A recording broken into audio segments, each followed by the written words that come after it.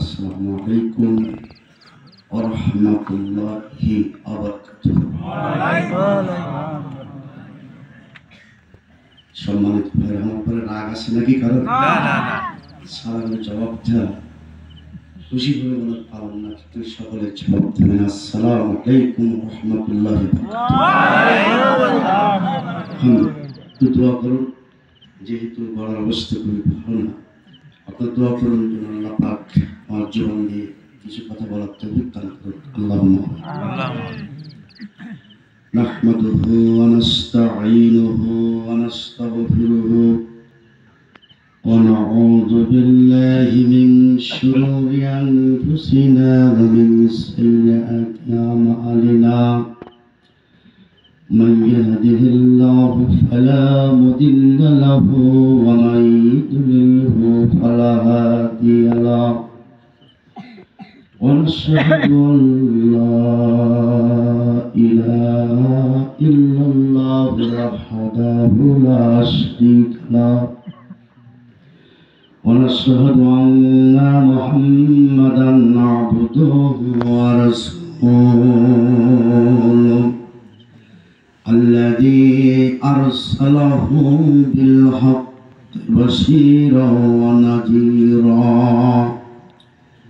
وداعيا إلى الله بإذنه وسراجا منيرا.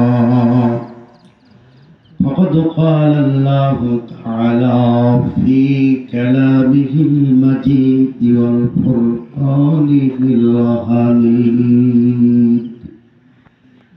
أعوذ بالله من الشيطان الرجيم. بسم الله الرحمن الرحيم.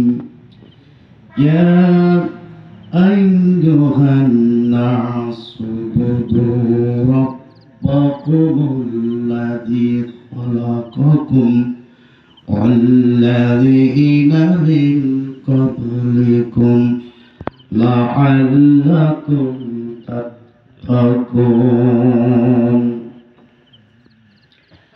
وعن جابر رضي الله تعالى عنه قال قال رسول الله صلى الله عليه وسلم: إن خير الحديث كتاب الله وإن خير الهدي هدي محمد صلى الله عليه وسلم.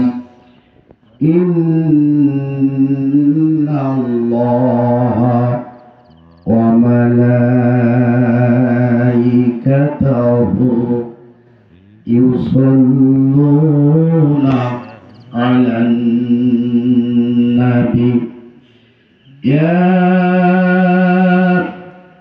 أيها الذين آمنوا صلوا عليه وسلموا تسليما.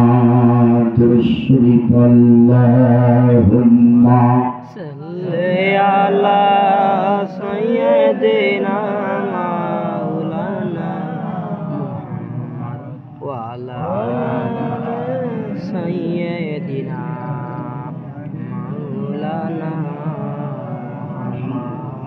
দুরূদ শরীফ পড়তে আবিদ আছে নাকি? দুরূদ শরীফের গতিবেগ কেমন হচ্ছে বলুন তো? মাহে রমজান মাসের আসরের পরে যে দোয়া অনুষ্ঠান করা হয় ইফতারের আগে, কত ভালো করে বলছেন, আসরের পরে ইফতারের আগে যে দোয়া অনুষ্ঠান করা হয়, অনুরূপ ওই সময়ের আপনার গতি যেমন, গতিবেগ ঠিক তেমনই।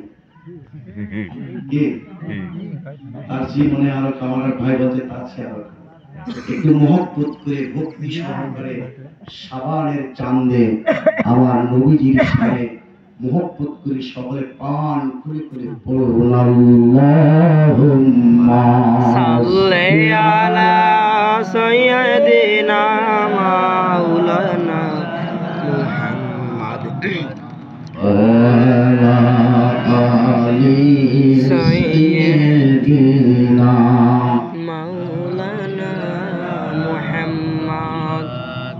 বলি মদিনাবাসী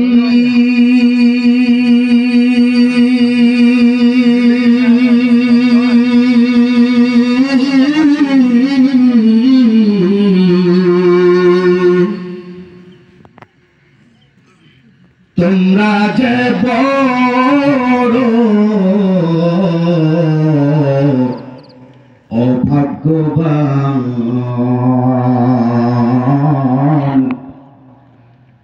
তোমাদের মাঝে শুয়ে আছে সারা দুনিয়ার এক মেহমান। আল্লাহুম্মা জোরে মোহব্বতে সকলে আলা সাইয়্যিদিনা মাওলানা মুহাম্মদ ওয়া আলি সাইয়্যিদিনা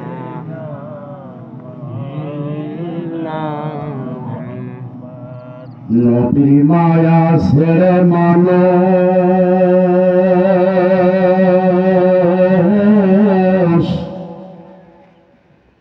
কোথায় আসো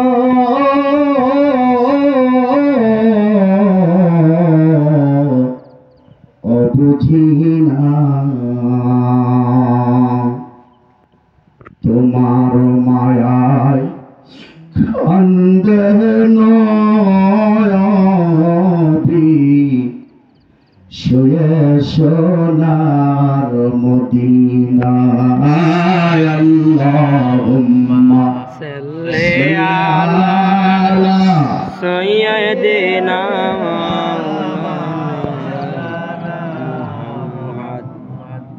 ওয়া আলা আলি সাইয়্যিদিনা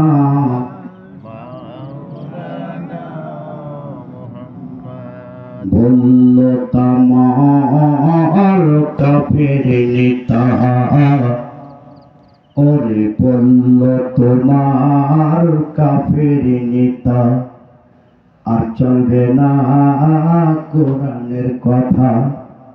বন্ধ যদি কর তুমি, বন্ধ যদি কর তুমি, বাড়ি দেব গাড়ি দেব, বানাই দেব তোমার আর বনিতা।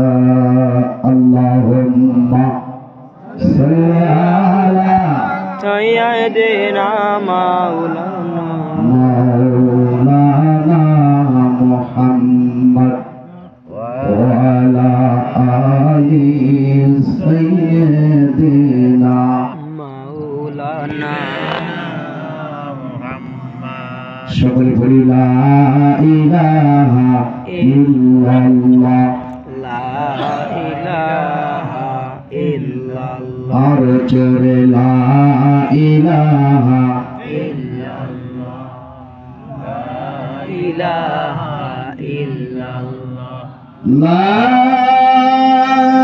ইলাহা ইল্লাল্লাহ মুহাম্মাদুর রাসূলুল্লাহ সাল্লাল্লাহু আলাইহি ওয়াসাল্লাম। মাদারবাড়িয়া মরহুম মুন্সি আব্দুল ওয়াহাব শাহর রুহের মাগফিরাত কামনা এই পবিত্র ওয়াজ মাহফিল, আজকের মাহফিলের সম্মানিত প্রধান অতিথি জনাব হযরত মাওলানা মিজানুর রহমান আমির, বাংলাদেশ জামাত ইসলামী কয়রা উপজেলা। আজকের মাহফিলের সম্মানিত সভাপতি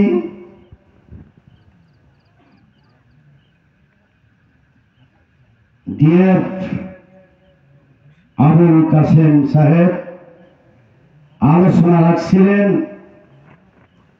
আজকের মাহফিলের অত্যন্ত খুলনার নয়নমণি সুস্থভাষী বন্ধুবার হযরত মাওলানা জাকারিয়া হোসেন সাহেব খতিব দেউলিয়া বাজার জামে মসজিদ আলোচনা রাখছিলেন হযরত মাওলানা জালালউদ্দিন সাহেব তালা সাক্ষীরা। এছাড়া আছেন হযরত মাওলানা আশরাফুর রহমান, উপস্থিত আছেন মাস্টার জামাল ফারুক জাফরিন, পরিচালনায় মাওলানা গোলাম কিবরিয়া ও মাওলানা মাসুম বিল্লাহ, স্বাভাবিক সহযোগিতায় হযরত মাওলানা আবুল হাসান আশরাফি, মাওলানা আবুল কালাম আজাদ তালা সাক্ষীরা। উপস্থিত আমার সামনে প্রাণ প্রিয় ভাই বাবাজিরা, পদ্মার অঞ্চলের অবস্থান করছেন সম্মানিত মা বোনেরা, নাসির সিদ্ধাগার আমার অন্তরস্থল থেকে পুনরায় আবার আপনাদের সামনে সালাম পেশ করছি। আসসালামু আলাইকুম ওয়া রাহমাতুল্লাহি ওয়া বারাকাতুহু। মহান আল্লাহ পাকের দরবারে লাখো কোটি শুকর আদায় করছি। জালেম সরকার পতন হয়েছে, আল্লাহ পতন করেছে, এজন্য আমরা সর্বপ্রথম শুকর আদায় করি আলহামদুলিল্লাহ। আর একটু জোরে বলতে হবে আলহামদুলিল্লাহ, আর একটু জোরে বলতে হবে আলহামদুলিল্লাহ। আমার গলা নাই ভাঙ্গা ভাঙ্গা, কিন্তু আপনাদের গলা তো ভাঙ্গা নাই, আছে নাকি? সম্মানিত ভাইরা আমার, আমি একটু অনুরোধ করবো, সেটা হলো আপনারা সামনে থেকে আগে আসতে হবে। সামনের জায়গাগুলো পুরোপুরি নিয়ে বসেন, যারা পিছনে আসতেছে তারা পিছনে বসে, যেহেতু তারা আপনার এই সামনে এসে বসার আমাদের প্রতি সম্মান। একটু আগে আসেন বা একটু সামনে আগে আসেন, সামনে থেকে চলে আসেন সবাই আসেন। এখন তো আর আপনারা ঠান্ডা না যে এখন মানে গরমে বসে আছি বা গরমে বসে আছি, ওই জায়গাটা নড়াচড়া করলে হয়তো ঠান্ডা লাগবে, সেটা তো আর না। আলহামদুলিল্লাহ সুন্দর, আপনারা কয়রার মানুষ খুবই ভালো, আলহামদুলিল্লাহ আলহামদুলিল্লাহ, বাবা সুন্দর। আজকের এই মাহফিলের সুন্দর আপনাদের বসার ব্যবস্থা, সুন্দর প্যান্ডেল, সুন্দর মাইক, সুন্দর লাইট, আপনারাও খুবই ভালো, আলহামদুলিল্লাহ বলে। আমার অনেক সম্মানিত মা বোনেরা আছে পর্দার অন্তরালে, আমার নিউজ এসেছে, দোয়া করেন কোরআন ও হাদিসের আলোকে বর্তমান সমাজ নিয়ে কিছু কথা আল্লাহ পাক আমার জীবন দিয়ে বাহির করে দেয়, সকলে বলেন আল্লাহুম্মা আমিন। আমার প্রিয় দোস্ত ভাইরা, বন্ধুরা আমার, কোরআনের যে আলো, আমি মাঝে মাঝে একটু উদাহরণ দেবো, যেহেতু আপনারা বোঝার চেষ্টা করেন, যেহেতু আপনারা শিক্ষিত মানুষ, জ্ঞানী মানুষ। আমার গলার অবস্থা খুবই খারাপ, তারপরে আল্লাহ তো কথা বলার সেটা আলহামদুলিল্লাহ। কারণ গত পরশুদিনকে যে মাহফিলটা করছি, ঠান্ডায় আসতে যে গাড়িতে এত ঠান্ডা লাগছে। গত রাত্রে জ্বর ছিল আমার 103। আপনারা অনেকে মনে করতে পারেন, বলতে পারেন হুজুরে আসতে যদি এরকম অসুস্থ কথা বলে, আসলে সেটা না, আমি সেই হিসাবে বলছি না, বাস্তবে যেটা গত রাত্রে আমার 103 জ্বর ছিল গায়ে, এবং অত্যন্ত কাছে ছিল। যাই হোক, আজকে যে আলোচনা করবে ভরসা আমার ছিল না। আপনারা দোয়া করেছেন, আমার কাছে বারবার ফোন গিয়েছে, আমি বলেছি যে আমার সমস্যায়, তারপর আপনারা দোয়া করেন। যাই হোক, আপনাদের দোয়া আল্লাহ কবুল করেছেন, আল্লাহ পাক আপনাদের মাঝে নিয়ে এসেছেন, এই জন্য আমি আল্লাহর কাছে শুকর আদায় করছি আলহামদুলিল্লাহ। সম্মানিত প্রিয় ভাইরা আমার, কোরআন হাদিসের আলোকে বর্তমান সমাজ নিয়ে কথা বললে আপত্তি আছে, আর একটু হাত তুলবেন আলহামদুলিল্লাহ। আখিরি মোনাজাত না নিয়ে চলে যাবেন, কে একটু হাত তুলবেন আলহামদুলিল্লাহ। আমি জানি কয়রার মানুষ আপনারা খুবই ভালো, এটা সাতক্ষীরার ভিতরে আপনাদের সুনাম আছে বহু, সাতক্ষীরা আমার সাতক্ষীরা শহরে। কয়রার মানুষ খুবই ভালো। আর এই কয়রা বহু বক্তা এখন হয়েছে উত্তরবঙ্গে, যিনি অজ করতেছিলেন জাকারিয়া ভাই, বন্ধু মানুষ, বহু মঞ্চে কথা হয় উত্তরবঙ্গে। আমার দোস্ত ভাইরা মাওলানা আবুল কালাম আজাদ উত্তরবঙ্গে বহু প্রোগ্রামে, ভাই জালালউদ্দিন সাহেব আছে, উনিও উত্তরবঙ্গে। এছাড়া আজকের জানার রুহের মাগফিরাতের জন্য এই ইন্তজাম দোয়া অনুষ্ঠান যিনি হলেন হযরত মাওলানা মুফতি আবুল বাশার জিহাদি সাহেব, তিনি শুধু বাংলাদেশ নয় বহু জায়গায় তিনি চষে বেড়াচ্ছেন। আমি কথা কি ঠিক বলছি না ভুল বলছি?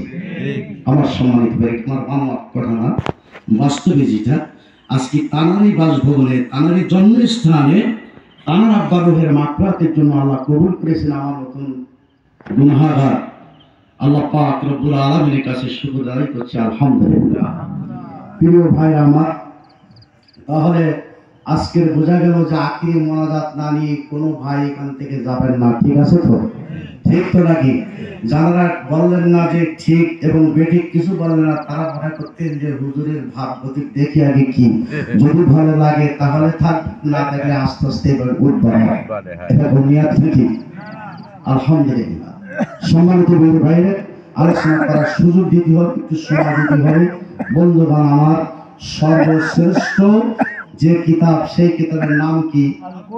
আল কোরআন। কোরআনের পরে আর কোনো কিছু নাই। আচ্ছা, আপনারা বলেন, কোরআনের বিরুদ্ধে যারা ষড়যন্ত্র করেছে তারা বর্তমানে টিকে আছে না টিকে ছিল বা আছে? পূর্বে যান, গোড়ায় যান। কোরআনের বিরুদ্ধে, ইসলামের বিরুদ্ধে যারা গাদ্দারি করেছে, মাতবারি করেছে, ষড়যন্ত্র করেছে, তারা সব পতন, কথা বলেন কি, পতন হয়েছে। এবং বর্তমানে যিনি কোরআনের গাদ্দারি মাতবারি যিনি করছিল, আল্লাহ পাক তাকেও পতন। এটা তো আমাদের নিজের চোখে দেখা। আগে আবু জেহেল, উতবা সাহেবের কথা ভাবতেন, আমরা তো দেখিনি, কিতাবে পড়েছি। ফিরআউন তাদের ধ্বংস করেছে, আমরা দেখিনি, কিতাবে পড়েছি। কিন্তু আমরা সচক্ষে দেখেছি যেটা, এটা কি অমান্য করা যাবে? কথা বলেন, যাবে? সম্মানিত প্রিয় দোস্ত ভাইরা আমার, কত নির্যাতন, কত ভোগ আপনারা তো সবই জানেন বা সবই দেখেছেন, শুনেছেন। আমার দোস্ত ভাইরা, কোরআনের একটা মাহফিল দিতে গেলে আপনার কত জায়গাতে থেকে অনুমতি, এলাকায় কিছু পাতিনিতা জন্মেছিল। আপনাদের কয়রা এই মাদারবাড়ি হয়তো নাই, আমাদের এলাকায় ছিল পাতিনিতা। আমার দোস্ত ভাইরা, বন্ধুরা আমার, যার যে গাল টিপলি দুধ বাইর হয়, তার কাছ থেকে অনুমতি নিতে হতো। এবার সে অনুমতি দিয়ে তারপরে বলতো যে থানায় যেতে হবে। থানায় যাওয়ার পরে আমার ভাইরা এর কাছে ওর কাছে এইভাবে আপনার অনুমতি নিয়ে তারপরে টাকাও দিতে হয়েছে, এমন রিপোর্ট আছে না? বহুত আছে, টাকাও দিতে হয়েছে। অনুমতি নিয়ে পাস করার পরে সব ঠিকঠাক, সব কমপ্লিট। আমার দোস্ত ভাইরা, আসরের পরে বিকাল 4টার থেকে কোরআনের তাফসীর কোরআন মাহফিল শুরু হবে। ওই আসরের পর থেকে প্যান্ডেল স্টেজ ভেঙে নিতে হয়েছে। কথা কি বানাই বলছি? আমার দোস্ত ভাইরা, শুধু তাই নয়, মাহফিল চলতেছে, চলাকালীন বক্তা অ্যারেস্ট হয়েছে। আপনাদের এলাকায় হয়নি মনে হয়েছে? শুধু কয়রা নয়, গোটা বাংলাদেশের ভিতরে এটা চালু হয়েছিল। এটা হয়েছিল, আমার দোস্ত ভাইরা, তারা বলতে বাধ্য হয়েছিল, তারা বলতো যে বিএনপি জামাত বলি কোনো চিহ্ন রাখবো না, চিহ্ন থাকবে না। কথা বলেন ঠিক না বেঠিক? আজকের এখানে আমি ভাষণই বলে যেতে চাই, আওয়ামী লীগ বলি কোনো শব্দ থাকবে না। যে বলে আমি আওয়ামী লীগ করি, তার সঙ্গে সঙ্গে দাম পাঠিয়ে দিতে হয়। কথা বলেন ঠিক না বেঠিক? হাতুর বালা ভুলে বুঝবেন পারিয়ে, যে বলে যে আমি আওয়ামী লীগ করি। হাসিনা সাগরে কথা বলবে, আওয়ামী লীগের সাগরে কথা বলতে হাতুর বালা ভেঙে দেবেন, পারবেন তো? পারবেন তো?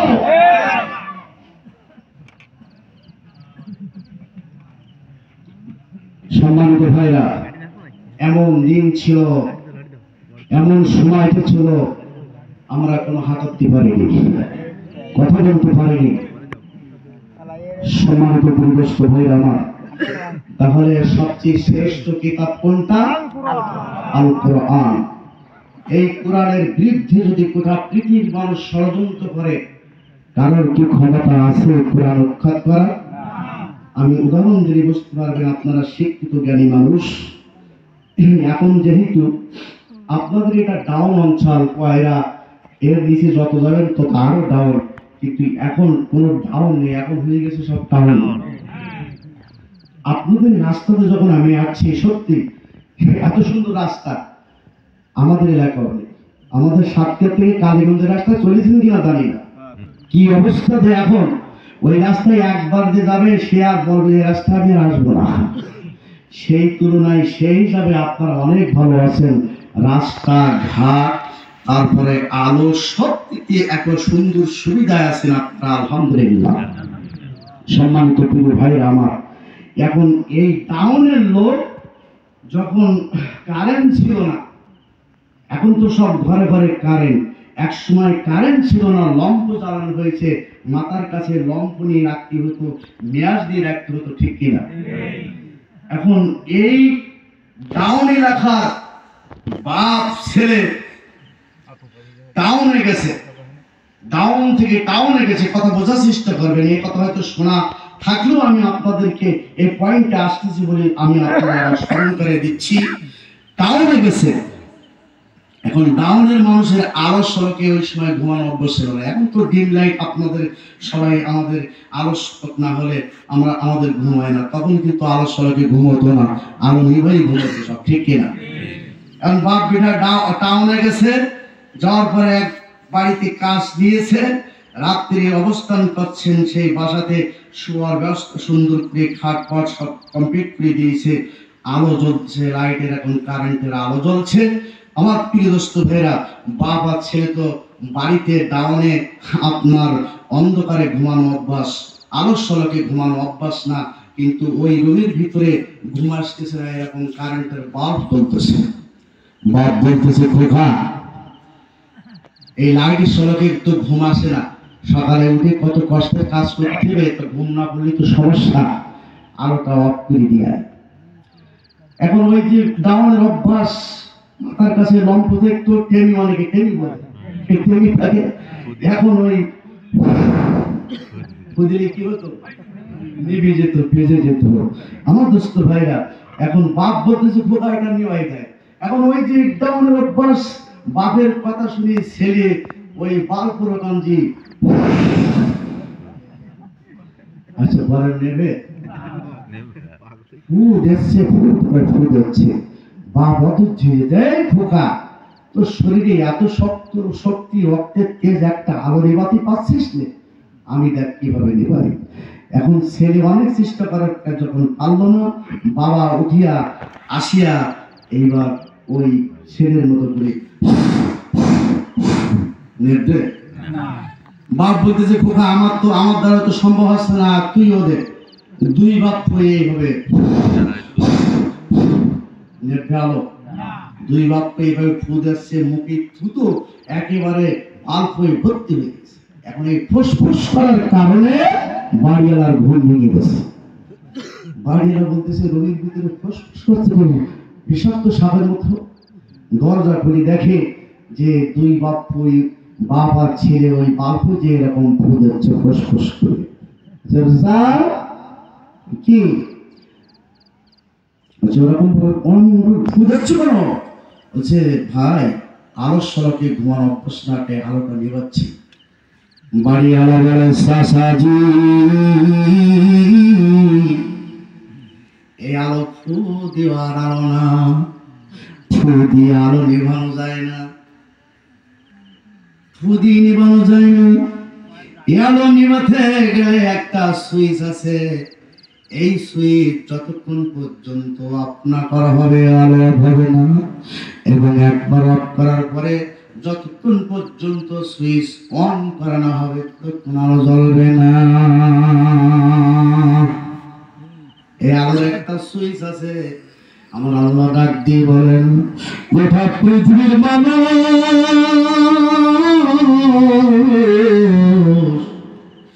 তোমরা এই কোরআনের বিরুদ্ধে যত ষড়যন্ত্র করো, যত আন্দোলন করো, এই কোরআন থেকে একটা আয়াত, একটা জবর, একটা পেশ উৎখাত করার জন্য, নকল করার জন্য, এই কোরআন থেকে যত উৎখাত করার জন্য তোমরা চেষ্টা করো, ও দুনিয়ার মানুষ, তোমাদের ক্ষমতা হবে না। আমি আল্লাহ রাব্বুল আলামিন এই কোরআনের আলোর সুইচটা আমি আল্লাহ নিজে হাতে রেখেছি। গোটা পৃথিবীর মানুষ যদি একত্রিত হয়ে কোরআনের আলো নিভাতে চাও, দিয়ে ষড়যন্ত্র করে আন্দোলন করে এই কোরআনের আলো নেবে না। যারা বলেন ঠিক না বেঠিক? এই কোরআনকে উৎখাত করার জন্য আরব দেশের একজন বিখ্যাত কবি বহু চেষ্টা করেছিল একটি আয়াত, একটি যজম, একটি জের, একটি পেশ, একটি তাজিদ, একটা আয়াত নকল করার জন্য। সর্বশেষে লাস্টে সে করতে বাধ্য হলো, এটা মানুষের রচিত কালাম না, এটা কোন কবির কল্পনা করা কথা না, এটা মহাগ্রন্থ আল কোরআন আল্লাহ পাঠিয়েছেন। শত চেষ্টা করলো, এটা হবে না, কেউ পারবে না। তা বলে লাইসা হাজা খালাবুল বাশার, এটা কোনো মানুষের কথা না। আমার আল্লাহ তাআলা এজন্য বলেছেন, ফাইল্লাম তাফআলু ওয়া লাম তাফআলু ফাত্তাকুন নারুল্লাতি ওয়াকুদুন নাসু ওয়াল হুদারা ওয়াত্তাকুল কাফিরিন।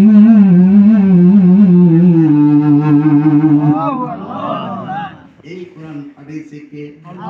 আরো জোরে বলেন, আরো জোরে বলেন। এই কোরআনের কথা বলতে দেয়নি যারা, আজকের কোথায় আছে? আছে? এই কোরআনের কথা বলতে দেয়নি, এই কোরআনের কথা তারা বলতে দেয়নি, এই কোরআনের মাহফিল তারা হতে দেয়নি। ওরা তো মুসলমান না, তার প্রমাণ আমি দিয়ে দিচ্ছি, দিব ইনশাআল্লাহ। কোরআনের আয়াত দিয়ে হাসিনা মুসলমান না, ও হিন্দু প্রমাণ দিয়ে দেবে। শুনতে রাজি আছেন তো? রাজি আছেন একটু হাত তোলেন তো। নারায়ে তাকবীর।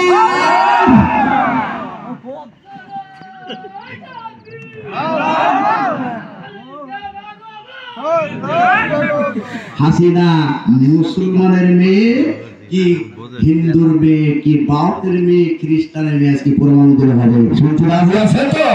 আলহামদুলিল্লাহ। তাহলে কোরআনের যারা ষড়যন্ত্র করেছে, কোরআনের কথা যারা বলতে দেয়নি, তারা আজকের কোথায় গেল? খোঁজ আছে? স্বামী পালাই বরখা পরে, সালমান কাছে দাড়ি, কথাগুলো ঠিক না বেঠিক? আমি কি বানাই বলছি নাকি, মিথ্যা বলছি নাকি? স্বামী পালাই বরখা পরে, সালমান কাছে দাড়ি, কাদের কাকা কোথায় গেল? যায়নি ফখরুলের বাড়ি। দীপুমণি জেলে আছে, কি আপনাদের খারাপ লাগছে নাকি? আর খারাপ লাগলেও কোনো যায় সে ভয় আলেম ওলামার এখন আর নাই। এখন ডাইরেক্ট অ্যাকশন। যে বলবে হুজুর রাজনীতি কথা রাখেন, তার মার হবে। কি বলেন, তার কি হবে? মার হবে।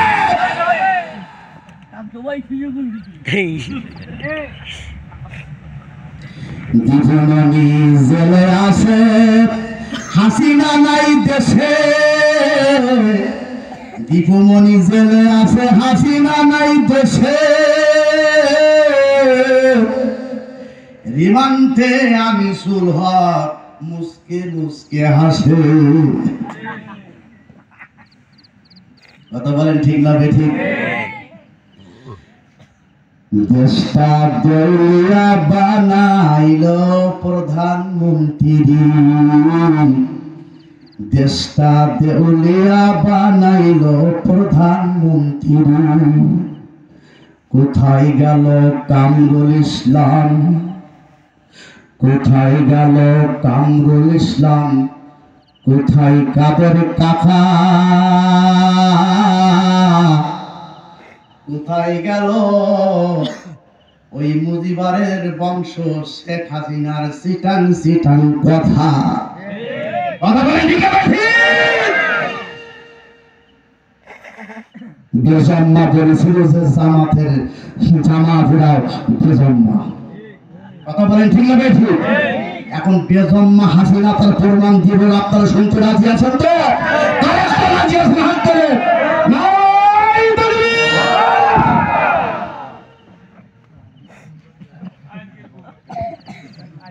আমার ভাইরা, কয়রার ভাইরা, আপনাদের অনেক সুনাম আছে। ভাইরা, আমাকে ফেলায় রেখে বাড়ি যাবেন, কে একটু হাত তোলেন তো। আলহামদুলিল্লাহ, সুন্দর আমার ভাইরা, আলহামদুলিল্লাহ। চা খাওয়ার দাওয়াত কবুল করলাম, কিন্তু হয়তো যাওয়া সম্ভব হবে না, আল্লাহ বাচ্চা রাখলে আবার দেখা হবে। একটু জিকির দিল্লাহ ইলাহা ইল্লাল্লাহ লা ইলাহা লা ইলাহা ইল্লাল্লাহ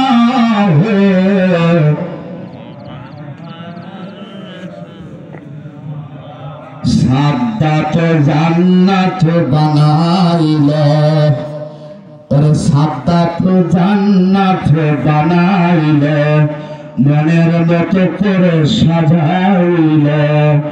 আজরাইল আসিয়া বলে রে সাদ্দাত, জান্নাত দেখা তোর হবে না, লা ইলাহা ইল্লাল্লাহ, জোরে লা ইলাহা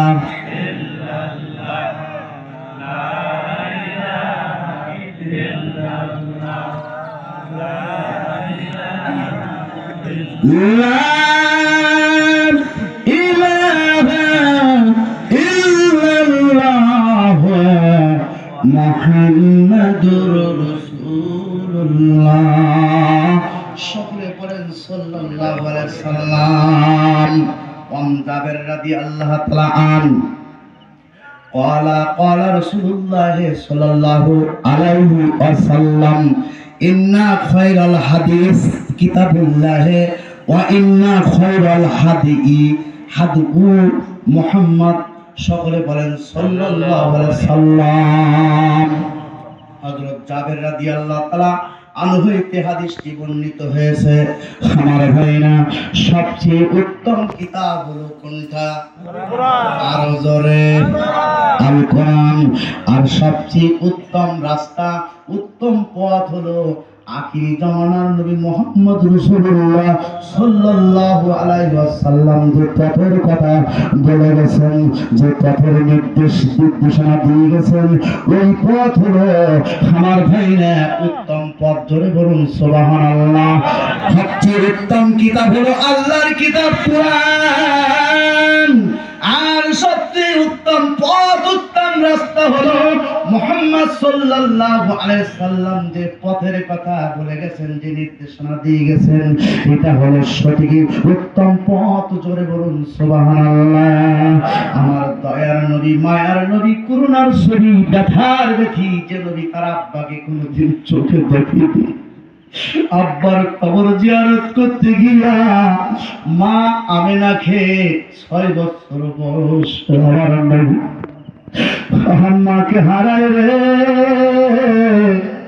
বাবা হারানো ব্যথা, মা হারানো ব্যথা সন্তান ছাড়া আর কেউ বোঝে না। আজকের এই মজলিসের ভিতরে আমার যত ভাই বাবা যারা আছেন, যত আম্মা যারা আছেন, কার মা নাই কার বাবা নাই আমি জানি না।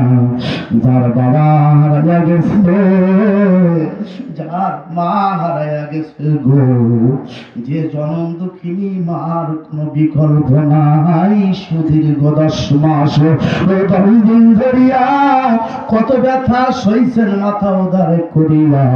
বিদেশে যাহার সন্তান বিপদে পড়ে যায়, সকলে জানিবার আগে জানে জনম দুঃখিনী মাই। ক্ষুধাতে কাতর হয়ে কেঁদে ওঠে যখনই, হাজার কাজ ছেড়ে মা জননী করে তুলে নেয় তখনই। বনে থাকে বন বাদুরি ছাতাকে তার কোলে, হাজার কষ্ট পেলে বাদুর ফেলে না তার কোলের বাসারে।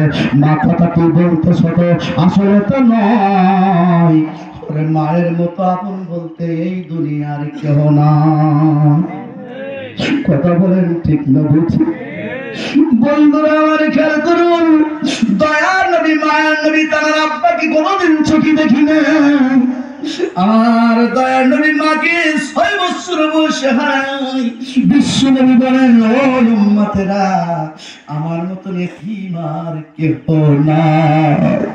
এই দয়ার নবী মায়ার নবী যে হাদিসটি আপনাদের সামনে পড়েছি, ওয়ান জাবের রাদিয়াল্লাহু তাআলা আন ক্বালা ক্বালা রাসূলুল্লাহ সাল্লাল্লাহু আলাইহি সাল্লাম, ইন্না খায়রাল হাদিসি কিতাবুল্লাহ ওয়া ইন্না খায়রাল হাদি হাদি মুহাম্মদ সাল্লাল্লাহু আলাইহি সাল্লাম।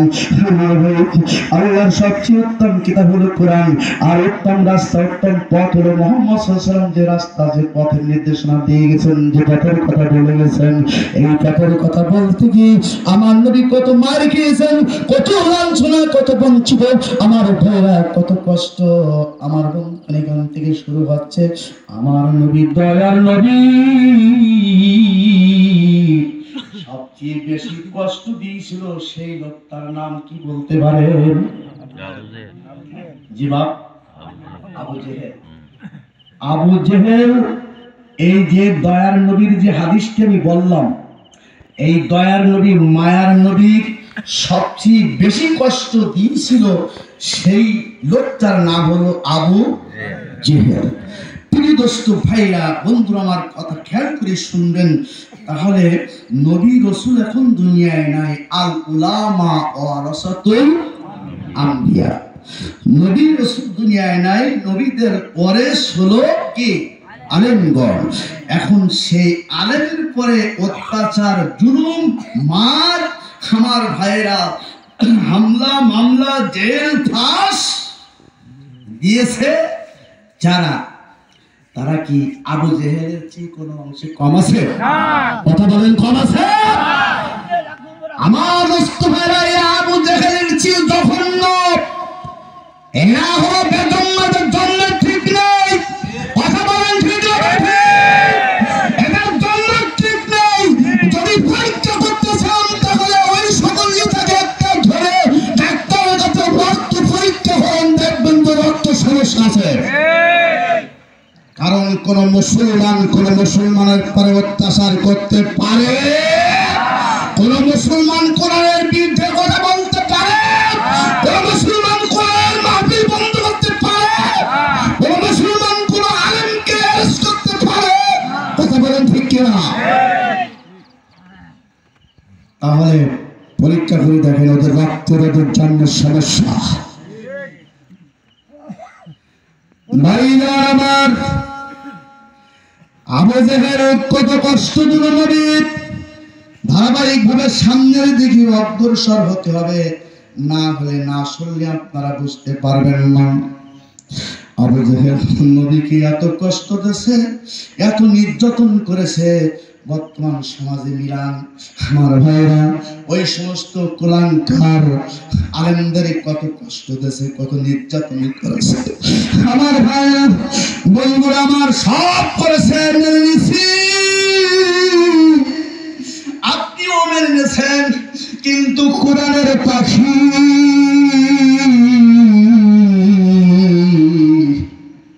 যার নাম বললে বাবা লোকগুলো খাড়া দিয়ে উঠে গো বাবা। সব মেনে নেওয়া গেছে, মেনে নেওয়া হয়েছে, কিন্তু কোরআনের পাখি আল্লামা সাঈদীর কথা মেনে নেওয়া যাচ্ছে না। ও বন্ধুরা, একটু হিসাবে মিলান। আমার ভাইয়েরা, 14 আগস্ট মুজিবের পতন হয়েছিল। বন্ধুরা ভাইরা আমার, তাদের ষড়যন্ত্র পরিকল্পনা মুজিবারকে যেভাবে ধ্বংস করা হয়েছিল 14 আগস্টের রাত্রে, ঠিক সেই তারিখে সেই সময় আল্লামা সাঈদীকে দুনিয়া থেকে বিদায় করে দেওয়া হয়েছে।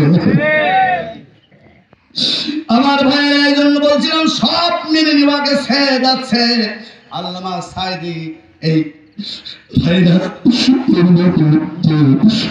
এইটাই মেনে নেওয়া যাচ্ছে না, ঠিক কিনা? আল্লাহ তাআলা কেমন করে পতন করে থাকেন আমার ভাইরা, এই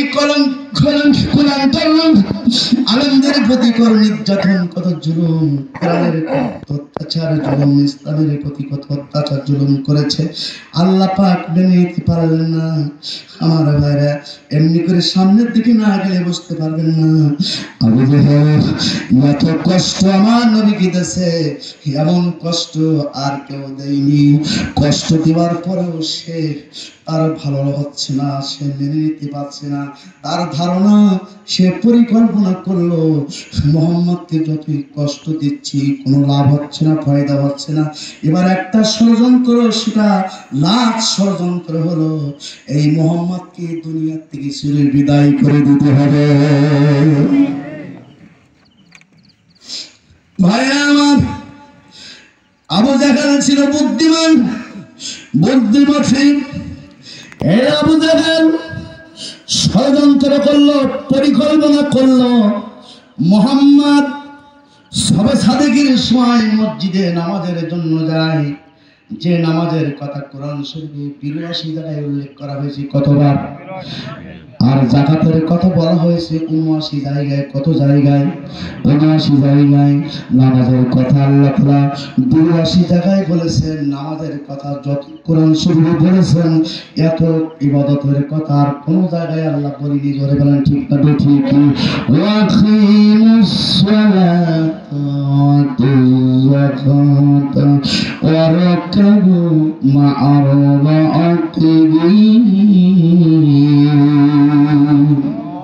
তোমরা নামাজ কায়েম করো, যাকাত আদায় করো, রুকুকারীদের সঙ্গে রুকু করো। এমনি ভাবে আল্লাহ রাব্বুল আলামিন কোরআনের ভিতরে 82 জায়গায় নামাজের কথা উল্লেখ করেছেন। বহু কথা শুন খেয়াল করে ভাই সাহেব আমার। আবু জাহেল চিন্তা করলো, পরিকল্পনা করলো, মুহাম্মদ যখন ফজরের নামাজ ওই মসজিদে পড়তে যাবে, রাস্তায় এমন একটা দুর্ঘটনা, আমি এমন একটা বিকল্প ব্যবস্থা করে রাখবো, বিকল্প ব্যবস্থা করে দেবো। মুহাম্মদ ওই জায়গায় গেলে তার একটা দুর্ঘটনা ঘটে যাবে। আবু জাহেল সিদ্ধান্ত নিয়েছে, আবু জাহেল পরিকল্পনা করেছে, মুহাম্মদ এই রাস্তা দিয়ে ফজরের নামাজ পড়তে যায়, সে নিজে নিজে একা একা ওই রাস্তার মাঝখানে দিয়ে বাবা এমন একটা কুয়া খনন করেছে, গর্ত খনন করেছে। গর্ত খনন করার পরে বাবা ওই গর্তের উপরে এমন ভাবে একটা প্ল্যান করে রেখেছে, দূর থেকে দেখা যাচ্ছে না যে ওখানে একটা গর্ত। আবু জাহেলের পরিকল্পনা, আবু জাহেলের ধারণা, মুহাম্মদ ফজরের সময় মসজিদে এই রাস্তা দিয়ে আসবে, আর ওইখানে যখন পা দেবে ভেঙে ছিঁড়ে গর্তের ভিতরে পড়ে যাবে। ওইখানে সবে সাদেকের সময় অন্ধকার থাকবে, আশেপাশে কোনো লোক থাকবে না, কেউ জানতে পারবে না। মুহাম্মদ ওই গর্তের ভিতরে পড়ে মারা যাবে। জোরে জোরে নাউজুবিল্লাহ। এটা ছিল তার পরিকল্পনা। এটা ছিল কি পরিকল্পনা? ও ভাইজানেরা, মিলান মিলান মিলান। আবু জাহেল যে পরিকল্পনা করেছিল মুহাম্মদকে মারার জন্য, মুহাম্মদ কি মারতে পারেছিল? কথা বলেন, কথা বলেন, কথা বলেন। বর্তমান সমাজে যে সমস্ত কুলাঙ্গার নেতা নেত্রীরা আল্লামা রসুল আমরেন নবীদের বংশে আলেমরা, এই আলেমদের মারার জন্য কত ষড়যন্ত্র করেছে। কোরআনের মাহফিল বন্ধ করে দিয়েছে, কোরআনের মাহফিল থেকে বক্তাকে নামাই নিয়ে জেলখানার ভিতরে দিয়েছে, রিমান্ডে দিয়েছে। বলেন তো দেখি, তারা আজকের কি ময়দানে আছে? আছে? এ করছে কে? যেমন করে করছে তার প্রমাণ তো আমাদের নিতে হবে, ঠিক কিনা? নইলে আপনি আবার কিভাবে লোকের সাথে অন্যের সাথে বলবেন যে এর প্রমাণটা যদি না বলে দিই বা না জানি তাহলে তো কোনো সমস্যার প্রমাণ লাগবে কি লাগবে না? আলহামদুলিল্লাহ। ভাইরা আমার, বন্ধুরা আমার, এর প্রমাণ কোরআন শরীফ দিয়ে আমি দেব, শুনে নেন। হাদিস শরীফ দিয়ে দেব, শুধু হাদিস শরীফ না কোরআন শরীফ দিয়ে দেব, আবার শুধু কোরআন শরীফ না হাদিস শরীফ দিয়েও দেব। কোরআন এবং হাদিস দুইটার প্রয়োজন, নেগেটিভ পজিটিভ দুইটার প্রয়োজন আছে।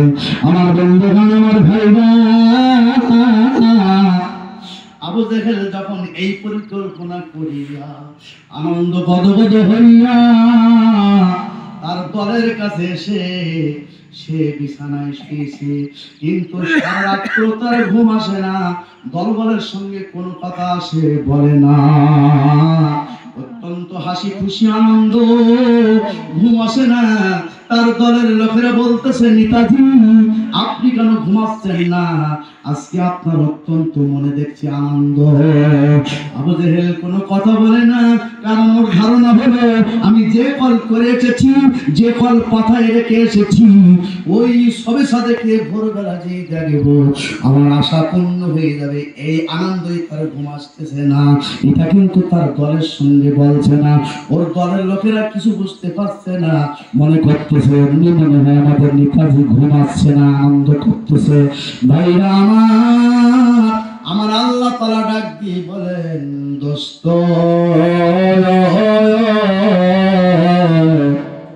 কে ডাক দিচ্ছেন? কার ডাক দিচ্ছেন?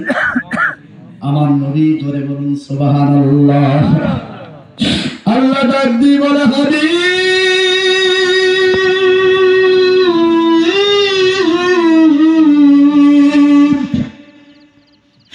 যে পথ দিয়ে, যে রাস্তা দিয়ে প্রতিদিন আপনি মসজিদে নামাজে যান, আগামীকাল ওই রাস্তা দিয়ে যেন আপনি মসজিদে যাবেন না। কে বলছেন? আমার আল্লাহ পারে কি পারে না? বলে বলেন, পারে কি পারে না? ইন্নাল্লাহ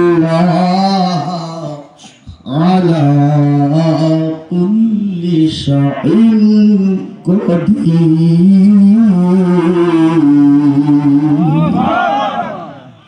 সর্ববিষয় শক্তিমানকে আরো জোরে বলেন, সে আল্লাহ আছে কিনা?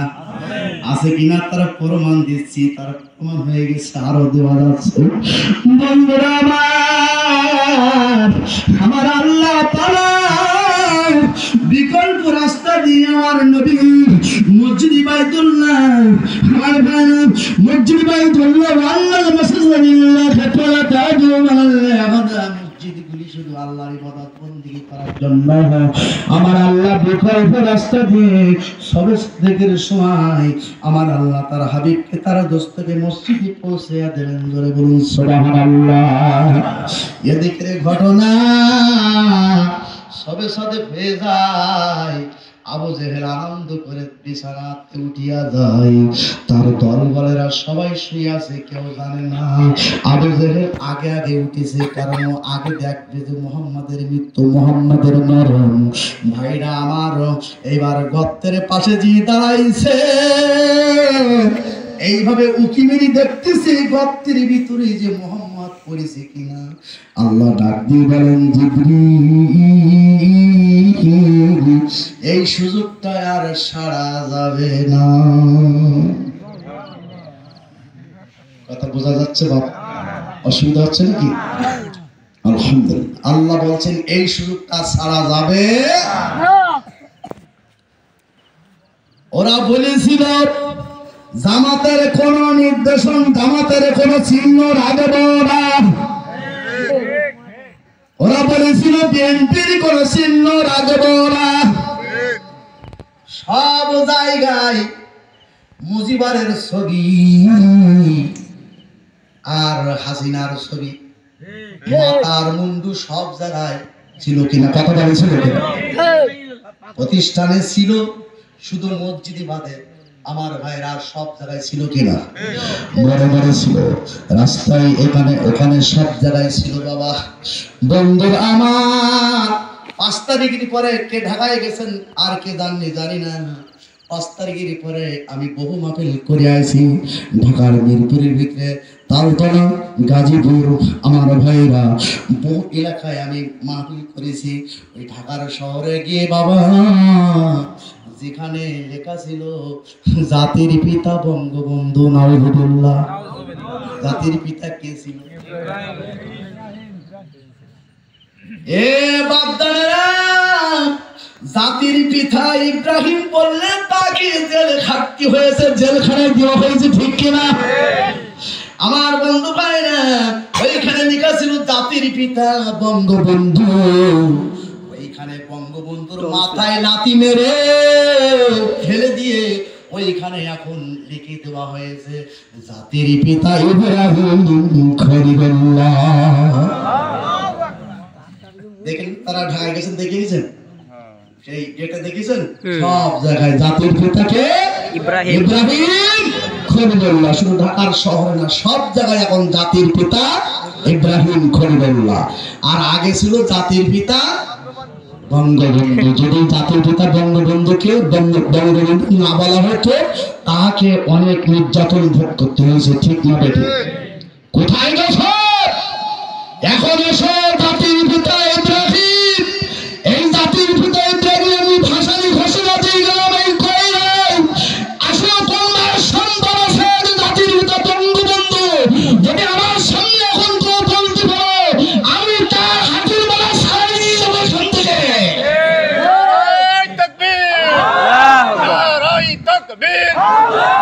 আল কোরআনের আলম, আমার প্রিয়দস্ত ভাইরা রাগ করছেন না তো? আলহামদুলিল্লাহ। এ আব্বা দানেরা খেয়াল করেন, আমি কোরআন দিয়ে আলোচনা করব, হাদিস দিয়ে আলোচনা করব, বর্তমান সমাজ নিয়ে। ভাই সাহেব আল্লাহ তাআলা বলে জিবরাইল এই সুযোগটা ছাড়া যাবে না, যাও একটা ধাক্কা দাও, গর্তের ভিতরে ফেলে দাও। ভাইরা আমার, আমরা এখন সুযোগ পেয়েছি, এই সুযোগ দেশে কে? আল্লাহ বলেন কে? আল্লাহ দেশে। কিন্তু ক্ষমতা পাইছি বলে অবশ্যই আমরা কেউ ব্যয় করব না।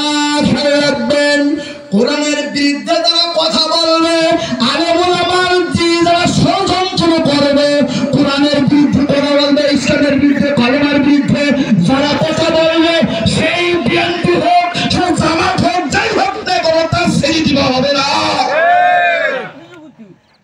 যেই হোক না কেন তার ছাড়া হবে না। আমার ভাইরা, তার কথা থাকবে কোরআনের পক্ষে, ইসলামের পক্ষে, দ্বীনের পক্ষে। বন্ধু আমার, একটি গরিব মানুষের জমি যদি একটা ধনী মানুষ নিয়ে নেয়, অন্যায় ভাবে তাকে প্রতিবাদ করতে হবে। সে হাজী সাহেব হোক, মাওলানা হোক, পীর সাহেব হোক, যে সাহেব হোক না কেন, তার প্রতিবাদ করতে হবে, তাকেও সহজে ছাড়া যাবে না। রাজি আছেন তো সবাই? সাহস হবে তো? আপনার এলাকায় আপনি গরিব মানুষ, আপনার উপরে অত্যাচার জুলুম করতেছে, সেই জেল নিতে হোক, জামাতের নিতে হোক, আর বিএনপির নিতে হোক, আমি যখন নেই কথা বলে ঠিক না ঠিক? আমি বলে যাচ্ছি ভাষাবি, সে জামাতের নিতে হোক, বিএনপির নিতে হোক, অন্যায় ভাবে যদি কোনো বলবির করে ও মানুষের উপরে জুলুম করে, তার সাহিত্যটা করে ছেড়ে দেবেন। সাহস হবে তো? সাহস হবে তো? আমি আপনাদেরকে কথা বলে গেলাম, সে যেই নেতা অন্যায় করবে, তার অত্যাচার, তার জুলুম, তার প্রতিবাদ করবেন ইনশাআল্লাহ। ঠিক আছে? রাজি আছেন তো? আমার বাপদাদারা কেন পারবেন না? অবশ্যই পারবেন। পারবেন না মানে? অবশ্যই পারবেন। সাহসে সে যেই নেতা হোক না অবশ্যই আপনি পারবেন অন্যায় প্রতিবাদ করতে, আপনার খুব মজা দেবে না। আমার বাপদাদারা আবু জাহেল এইবার গর্তের ভিতরে গর্তের কিনারায় দাঁড়িয়ে উকি মারতেছে। আল্লাহ বলে জিবরিল এই সুযোগ ছাড়া যাবে না, যাও একটা ধাক্কা মারো। আল্লাহর কথা মতো জিবরিল আমিন আবু জেহেলের পিছনে দাঁড়ায় একটা ধাক্কা মেরেছে। আবু জেহেল গর্তের ভিতরে পড়ে গেছে। গর্তের ভিতরে যখন পড়ে গেছে, গর্তের গভীরতা ছিল তাফসীরের ভিতরে প্রমাণ পাওয়া যায় 40 গজ। আর আবু জেহেল যখন ওই গর্তের ভিতরে যখন পড়ে গেল, তখন গর্তের গভীরতা 3.5 মাইলে পরিণত হয়ে গেল। এটা কে করছেন? আল্লাহ রাব্বুল আলামিন কি করছেন? খেয়াল করুন, 3.5 মাইল পরিণত হয়ে গেল গর্তের গভীরতা। ফর্সা হয়ে গেল। আবু জেহেলের দলেরা উঠিয়া দেখে তাদের মিঠাজি তাদের পাশে নাই। কোথায় গেল? খোঁজো খোঁজো খোঁজো। সবাই তাকে খোঁজার জন্য বাইর হয়, চতুর্দিকে চলে যায়, কোথাও পায় না। একদল যখন ওই রাস্তা দিয়ে সামনে অগ্রসর হচ্ছে, গিয়ে দেখে যে রাস্তার মাঝখানে একটা গর্ত। ওই গর্তের কিনারায় গিয়ে এভাবে উকি মেরে দেখতেছে, দেখে তাদের নেতাজি আবু জেহেল গর্তের ভিতরে পড়ে আছে, অনেক কষ্ট পাচ্ছে। ওপর থেকে তারা জবাব দিচ্ছে, নেতাজি এই গর্তের ভিতরে আপনি কেমন করে পড়লেন? কিভাবে গর্তে আপনি পড়লেন? আবু জেহেল ডাক দিয়ে বলে, আমার সাথীরা কেমন করে গর্তের ভিতরে পড়লাম তোমাদের বিস্তারিত আমি বর্ণনা দেব তোমাদের সাথে, কিন্তু আমি অনেক কষ্ট পাচ্ছি। আমাকে আগে গর্তের ভিতর থেকে তোমরা উপরে উঠায়া নাও। কি বলছে কথাটা? আবু জেহেল। এখন আবু জেহেলের সাথীরা বলতেছেন যে আপনাকে কিভাবে উঠাবো? অনেক দূরত্ব, অনেক পথ, তো যেভাবে হাত লম্বা করে যে উঠাবো তা তো সেই পরিবেশ না। আবু জেহেল ছিল বুদ্ধিমান, চালাক, চতুর। ও বলছে, পরামর্শ দিচ্ছে তোমরা অপরের থেকে একটি রশি ফেলাই দাও। রশি মানে দড়ি। এই দড়ি ফেলাই দাও, আমি আবু জেহেল 2 হাতে কষে বাঁধবো, তোমরা সকলে মিলে আমাকে টেনে ওপরে উঠাবা। সহজ হলো না ভাই সাহেব? আমার আবু জেহেল এই পরামর্শটা দিয়ে দিল। আবু জেহেলের পরামর্শ অনুযায়ী আমার দোস্ত ভাইরা, বন্ধুরা খেয়াল করুন, আমার ভাইরা, আবু জেহেলের পরামর্শ অনুযায়ী আবু জেহেলের সাথীরা উপর থেকে যখন রশিটা নিচের দিকে ফেলে দিল, যত নিচে রশি ছাড়ে আমার আল্লাহর কুদরতে ততই গর্তের গভীরতা বাড়ে। সুবহানাল্লাহ বলবেন? কে বলছেন? কে করছেন? আল্লাহ। আমার দোস্ত বন্ধু ভাইরা, গর্তের গভীরতা আরো বেড়ে যায়। আবু জেহেল ডাক দিয়ে বলে, তোমরা পারবে না, এই রশি কাজ হবে না, তোমরা মই ফেলে দাও। ওই মোর যে সিঁড়ি আছে, ওই সিঁড়ি বেয়ে আমরা উপরে উঠবো। ভাইরা আমার, আবু জেহেলের পরামর্শ অনুযায়ী আবু জেহেলের সাথীরা এদের থেকে আর মই ফেলে যাচ্ছে গোয়ার ভিতরে। যত মই লম্ব করে ফেলে দেয়, ততই গর্তের গভীরতা আরো বেড়ে যায়। রশি তো কাজ হয় না, মই তো কাজ হয় না। জোরে বলুন সুবহানাল্লাহ। কে করছেন একটু কথা বলেন। ইয়া আইয়ুহান নাসু উযুরা রাব্বাকুমুল্লাযী খালাকাকুম ওয়াল্লাযীনা মিন ক্বাবলিকুম লাআল্লাকুম তাত্তাকুন।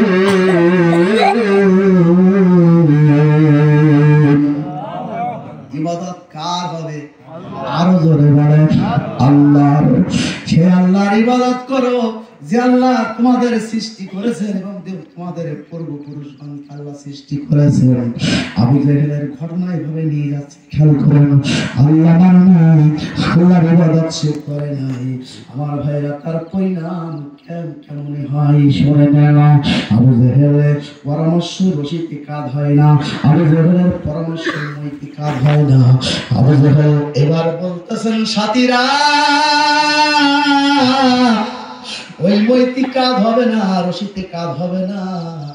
আবু জেহেলের সাথীরা বলতেছে তাহলে কি করলে কাজ হবে? আবু জেহেল পরামর্শ দিচ্ছে তোমরা খোঁজ করো, খোঁজ করো। এবার খেলা দেখেন কেমন ভাবে খেলা হয়। যেমন ভাবে খেলা গেছে, খেলা করেছেন কাদের কাকা। খেলা হবে, কথায় কথায় বলতো খেলা হবে, কথা বলেন ঠিক কিনা? বলতো না খেলা হবে, ও কথায় কথায় বলতো খেলা হবে বেজন্য। কোথায় বসবে সামনে খেলা দেখা দিচ্ছে এখন। কথায় কথায় বলতো খেলা হবে, আর কথায় কথায় বলতো হাসিনা দেখাবে বাচ্চা, ঠিক কিনা? তুই এখন তোর মামার বাড়ি, তুই শ্বশুর বাড়ি গিয়ে বলতেছিস এ মাসে ওই মাসে এ তারিখে না ওই তারিখে না, এরকম ডেট দিচ্ছে কিনা? তোর সাহস থাকে বাংলাদেশে আয়, তুই আয়, তোর কি ভরে কি ভরে হয় তুই দেশে দেখ, ঠিক কিনা? তোর আশা বাংলাদেশে পাঁচো তোর ছিঁড়ে খেয়ে ফেলে দেবে বাংলাদেশের মানুষ, ঠিক কিনা? তুই কাশি দা ভাগে পারবে না, তুই আয়। আমার বাবা যেটা লাগবে না, মা বললে তোর কি করে তাই যা, তুই আয়। আমার মা বললে কি করে, আমাদের পর্যন্ত যাওয়া লাগবে না তো, ঠিক কিনা? কয়েকবার আম্মা তারা এরকম তাগাই তার জুড়ে রয়েছেন যে হাসিনা আসলে হয়, ঠিক কিনা? শুধু কয়লার মা বলে না, গোটা বাংলাদেশে আম্মা তারা এইভাবে টার্গেট করে আছে, আসলে হয়। কথা বলেন ঠিক না? ঠিক। সাহস থেকে আয়, তুই আয় বাংলাদেশে আয়। তোর শ্বশুর বাড়ি থেকে তুই এখন দাঁড়িয়ে ওখানে বেশি তোর মাপ বাড়ি করছিস, কথা বলছিস। এখনো পর্যন্ত এত কিছু করার পরেও এখনো পর্যন্ত আমলিকি এমন আছে তারা এখনো অনেকে দমন হয়নি, ঠিক কিনা? আমি বলে যাচ্ছি এরকম যদি আপনার এলাকায় থাকে, আমার এলাকায় যারা ছিল ওরা মনে করেছিল যে এখনো কিছু হয় না, আমার মনে হয় আমরা সব কিছু দেখতে পারবো। এই যারা এভাবে বাড়াবাড়ি করেছে তাদের ঠ্যাঙের গিরি ভুল হয়েছে। আপনাদের এলাকায় যদি এরকম থাকে, এরকম কথা বলে আপনি ঠ্যাঙের গিরি ভুঁড়ি দেবেন, তার রাগ করছে না তো আমার কথায়? আমার পূর্যস্ত ভাইরা, বন্ধুরা আমার, আবু জেহেল এইবার বলল তোমরা ওই ব্যক্তিকে খোঁজ করো। আবু জেহেলের সাথীরা বলছে কোন ব্যক্তি? আবু জেহেল ডাক দিয়ে বলে আব্দুল্লাহর পিতা মুহাম্মদ। সকলে বলেন সাল্লাল্লাহু আলাইহি সাল্লাম। আবু জেহেলের সাথীরা বলে আপনি তো মুহাম্মাদের নাম নেন না, মুহাম্মদ যে রাস্তায় চলে সে রাস্তায় আপনি চলেন না, আর এখন সেই মুহাম্মাদের আপনি খোঁজ করতেছেন, কারণ জোরের নাম হলো জব্বার চাচা। যারা আমলি করেছো, হুজুরদের কত কিছু করেছো, দাড়িওয়ালা দেখলে কত করেছো, টুপিওয়ালা দেখলে কত করেছো, এখন বর্তমানে আল্লাহর শুকর আদায় করে শেষ করা যাচ্ছে না। বাংলাদেশে এখন কেউ